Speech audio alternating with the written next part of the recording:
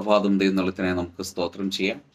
ഈ രാവിലെ സമയത്ത് ദൈവത്തിൻ്റെ പരിശുദ്ധാത്മാവ് നമുക്ക് നൽകുന്ന ആലോചന യെശയ്യാ പ്രവാചകന്റെ പുസ്തകം 43-ാം അധ്യായം 2-ാം വാക്യം.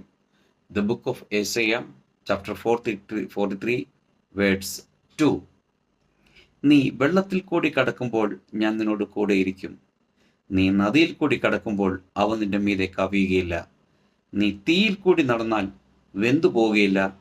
അഗ്നിജ്വാല നിന്നെ ദഹിപ്പിക്കുകയുമില്ല. Praise the Lord.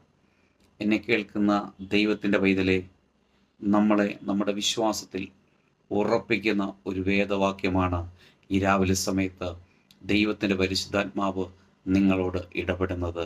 ആമേൻ. വെള്ളം പോലെ പ്രശ്നങ്ങൾ താഴ്ന്ന് ആഴത്തിലേക്ക് ഇറങ്ങിപ്പോകുന്ന ഒരവസ്ഥയിലേക്ക് ആയിത്തീർന്നാലും ആമേൻ, വെള്ളം നിന്നെ മുക്കിക്കളയുകയില്ല. ആമേൻ. ഹല്ലേലൂയ.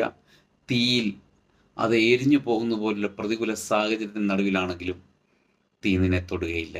ആമേൻ. ഉറപ്പിക്കാം, പ്രാർത്ഥിക്കാം. സകല പ്രശ്നങ്ങളെ മാറ്റി ഉന്നതങ്ങളിൽ വാഹനമേറ്റുന്ന യേശുവിൻ്റെ കരങ്ങളിലൊന്ന് സമർപ്പിച്ചാട്ടെ.